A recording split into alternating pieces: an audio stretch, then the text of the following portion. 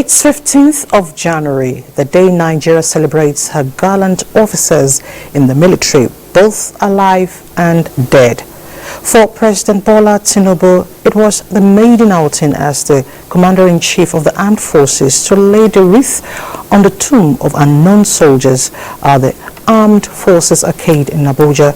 Expectedly, it was a solemn event with so much attractions. But beyond the attractions and the wreath laying, what next?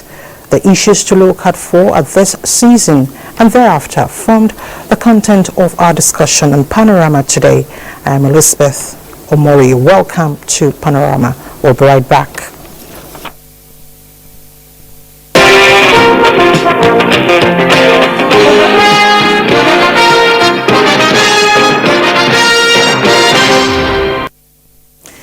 And since we are celebrating our fallen heroes, those still serving and retired in the Nigerian Armed Forces, we will be talking to our former combat pilot, Air Commodore Abayomi Balogun, on the military, the way forward, and the journey so far in the defense of our sovereignty. Air Commodore Abayomi, thank you so much for joining us on Panorama today.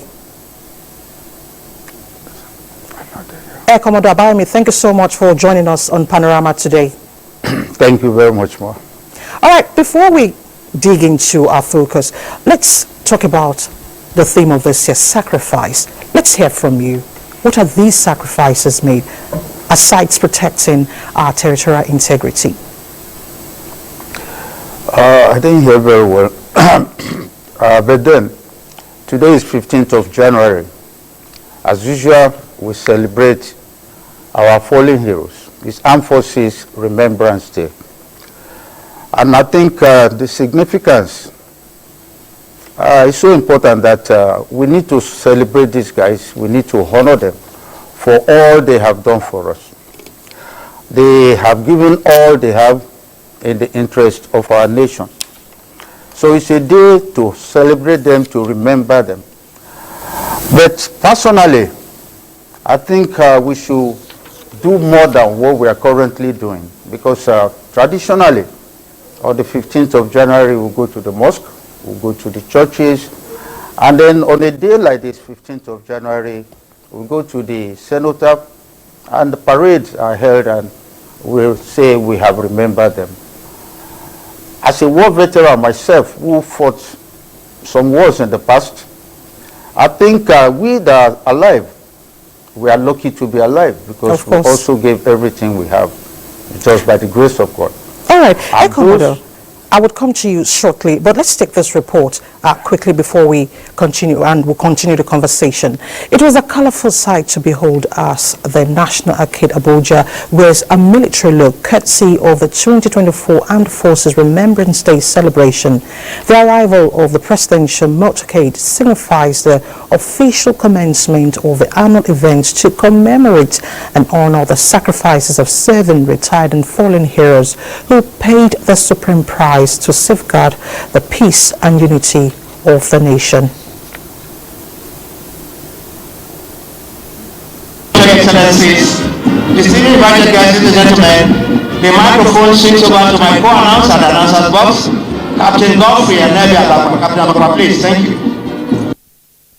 Apart from honoring those who died during the First, Second World Wars and the Nigerian Civil War, including different peace support and internal security operations, it was an avenue to commemorate the end of the Nigerian Civil War and to reflect on Nigeria's journey as a single entity.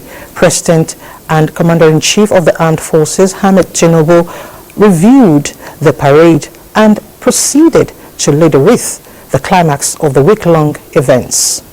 The ceremony involves the placing of flowers.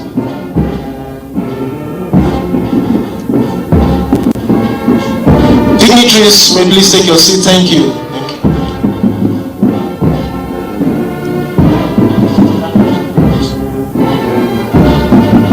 The wreath-laying ceremony involves the placing of flowers at the memorial site. In the military, this is done at the tomb of the unknown soldier. And this solemn ritual has continued to be observed globally till date. Distinguished guests, ladies and gentlemen, please happy viewing.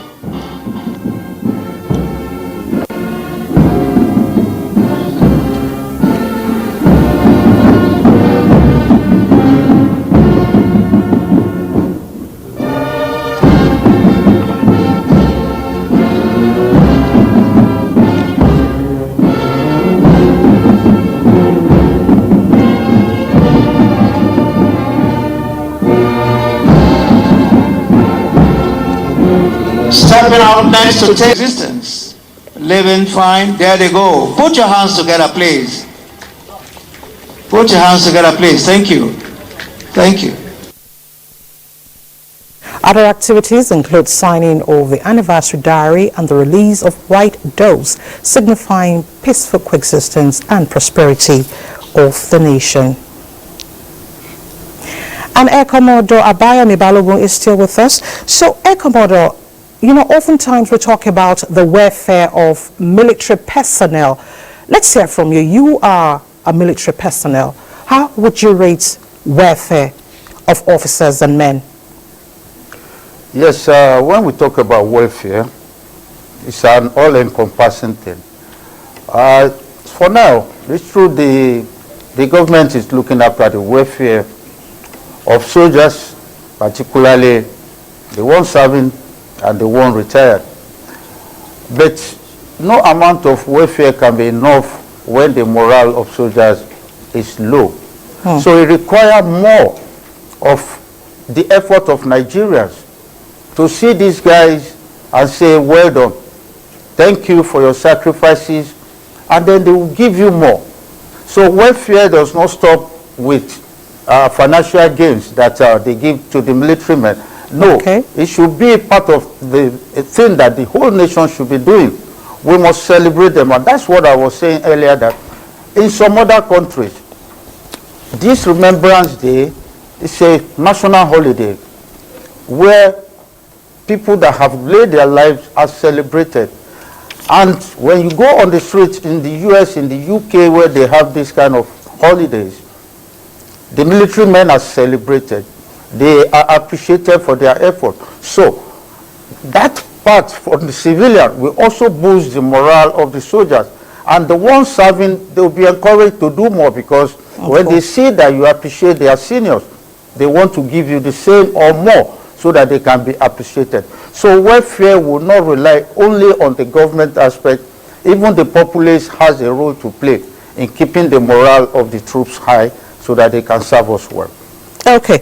All right. You know, a verse of our national anthem says, the labor of our heroes past shall never be in vain. How fitting is this line of the national anthem to fighting crimes, protecting our territorial integrity, and meeting the needs of personnel on the field, on the front line rather? Because their sacrifices, their efforts cannot be forgotten. Sorry, I'm having some issues with my ears. All right. You know, a verse of the national anthem says, the labor of our heroes past shall never be forgotten, shall never be in vain. How fitting is this line of a national anthem to protecting our integrity, protecting lives, protecting Nigeria as a nation? Thank you very much. The labors of our heroes shall not be in vain. It's true. If we consider that they have sacrificed for us and they had labored, then this particular occasion that we are celebrating the fallen heroes, why did they die? They died protecting us. Yes. They died defending us and projecting our image elsewhere in the world. So should their labors be in vain? Why? How is it that it will not be in vain? It is when we embrace peace. Because when there is war or conflict, soldiers will die. They will lose their life. So the way to say the labors, if we want to emphasize this, of our heroes past shall never be in vain. Our heroes does not necessarily mean the soldiers. Our heroes are our past leaders. They have labored also to ensure that Nigeria is safe, Nigeria is peaceful, and Nigeria is progressive. So whatever they have done, it is left to us to continue from there and say, we want progress, we want development, and that's the only thing you can get when there is peace and security. Peace and security does not rely on the military men alone. It is an all-encompassing, and what the government is preaching now is an all-inclusive thing, that it belongs to all of us. Let us make Nigeria safe, so that the labors of our heroes past shall never be in vain. That's what I've said. Interesting. All right, Ekomodo, quickly, I'd like to hear from you because you are a veteran. Now, let's talk about military-civilian relationship. How can we promote this? Please, can you say that again? Military-civilian relationship. How can we promote it? Yes, it's been difficult. But on the part of the military, all the services now have something we call Civil Military Relations Department, where they tell soldiers how to relate with civilians. But it will take time before the wounds that's been there will be healed. Because it's not today. Soldiers are noted for bullying civilians. But why do soldiers bully civilians, you may ask? Soldiers were not born bullies. We were part of the society before we became soldiers. So did the armed forces teach us to become bullies? I would say no, because of some things that I know. And those are the side effects of the job that we do. Because as a soldier, if Nigeria say, go somewhere and go and fight, you go and fight. You have no option, there is no yes or no, it is go. Now when you get to such places, there are things you see, there are things you take part, there are things you witness that becomes part of you, that changes your psychological perception about life. A lot of traumas we pass through at the battlefront, most especially post-traumatic stress disorders. Yes. And when you come back into the society, rather than the society looking at you as a soldier and say, this guy has seen a lot, he requires psychological counseling, because 80% of soldiers that go to war come back to the civil life with a lot of traumatic experiences. Scars. And what's the outcome? When you have been bullied by rebels, by everybody, by bandits, you will transfer that aggression somewhere to people who are less capable. So soldiers are disciplined, they want something to be done the way it should be. But when civilians cross the line, they get bullied. And then we say they just slap you. A soldier will ordinarily not slap a civilian if that civilian has not crossed the line. Unfortunately, that's our training. Yes is yes, no is no. It's no. But when people do otherwise, they get bullied. But it will take time, like I said, and the military is making effort, because now when you go to war and come back, there's something we call psychological counseling for reorientation and reintegration before you join back into the civil society. Yes. So that you know your orientation at the battleground is different from where you are coming to meet at home. Of course. So it will take time, but the military is really working on it. Ekomodo Abayomi Balogun, I want to thank you so much. Thank you for joining us on Panorama today, and we do celebrate all the 7 retired and our fallen heroes. Thank you so much for joining us on Panorama. Pleasure for being here. Thank you very much.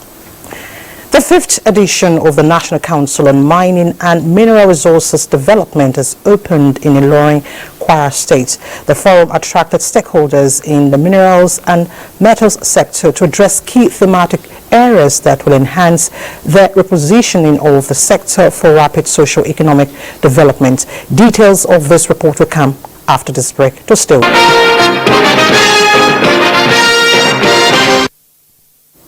Welcome back. The need to tell the Nigerian story without bias and restore public trust in government institutions formed a collaboration between the Voice of Nigeria and the National Orientation Agency. Director General Von says the radio service is willing to support the agency's programs and initiatives in line with the Renewed Hope agenda. Kenneth Nani reports that the DG Von was at the agency on a courtesy visit. Do the right thing, transform Nigeria is the slogan of the National Orientation Agency, a government institution tasked with communicating government policies, promoting patriotism, national unity and development of Nigerian society. Now, the Voice of Nigeria, VON, a sister agency is seeking collaboration with the agency to harness opportunities in the areas of common interest of rebuilding Nigeria's image both at home and abroad by telling the Nigerian story from a positive perspective. The Renew Hope agenda of President Bola Tinubu is focused on creating opportunities and sending the right messaging about our country. I am determined to tell the Nigerian story in a truthful, believable, forceful, deliberate, consistent manner. Director General National Orientation Agency Lanre Issa Onilu is optimistic that the proposed National Lifestyle Charter, when unveiled, will define the uniqueness of a Nigerian and identify critical role by government and the citizens on nation building. We are rounding off the issue of getting ready in terms of the blueprints on the National Lifestyle Charter. We understand clearly that our success lies in how well we are able to harness the opportunities that the voice of Nigeria, can give us.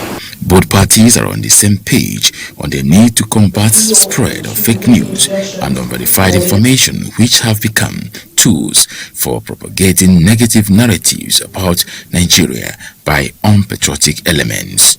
Kenneth Nanim, NTA News. And the Nigerian Institute of Public Relations expresses its determination to pursue its new agenda without compromise. President and Chairman of the Institute's Council, Ike Niliako, stated this in Abuja. Haman Jabani has details.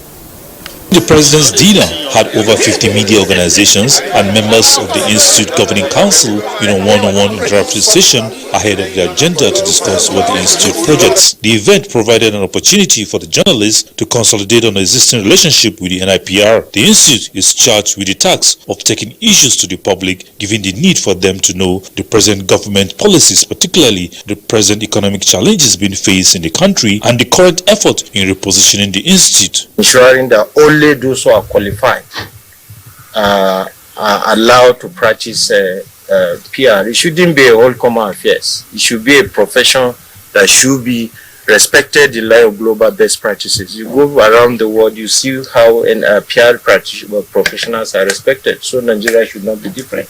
What therefore is next for the NIPR this year? So we have introduced creatively some good programs that we are running that would now help us to offer better services to our members. This is a professional institute. It should be run first as a profession, number two, as a profession that engages in both public and private sector. It was, however, an opportunity to call on all public relations practitioners yet to be members of the Institute to do so before the expiration of the deadline. Hamad Jabani, NTA News. To drug interception, operatives of the National Drug Law Enforcement Agency, NDLEA, have intercepted a large consignment of Canadian loud, an imported strong synthetic strain of cannabis packaged in 324 bags with a gross weight of 111.2 kilograms in Unicon area of Lagos Island, while being conveyed for distribution by a 42-year-old suspect. Here are details of interceptions in the past week. The arrest of the suspect and seizure of the imported consignment following credible intelligence came on the heels of the arrest of another suspect by NDLEA officers at the Murtala Mohammed International Airport with quantities of codeine-based syrup and rofinol concealed in her luggage. In the same vein, NDLEA operatives at the Sako import shed recovered 30,000 packs of tramadol consisting 300,000 pills. The consignment, which came from Pakistan, was taken into custody following a joint examination with other security agencies at the airports. Meanwhile, various quantities of tramadol and cannabis sativa concealed in soles of sports canvas and other illicit drugs hidden in spices heading to the UK were intercepted at two courier firms in Lagos Operatives in Oyo State also raided a clandestine Scooches factory in Ibadan, where 76.6 kilograms of cannabis sativa, 134 grams of tramadol, 93 grams of rofinol, and 50 liters of already produced Scooches were recovered. 4 suspects were arrested in Akure, Ondo State, and a dingan was also recovered. A 67-year-old suspect in Owa East local government area of Edo State was found with 454 blocks of cannabis. Another trafficker was nabbed at Kogi State with 43 blocks of compressed cannabis, weighing 22 kilograms, and methamphetamine. In Katsina State, a suspect with 25.5 kilograms of cannabis sativa during a buy and burst operation was arrested, while 47 blocks of same substance were recovered. Chairman, Chief Executive Officer of NDLEA urges officers and men across all formations of the agency to strive to surpass previous records while maintaining a balance with drug demand reduction efforts. Time to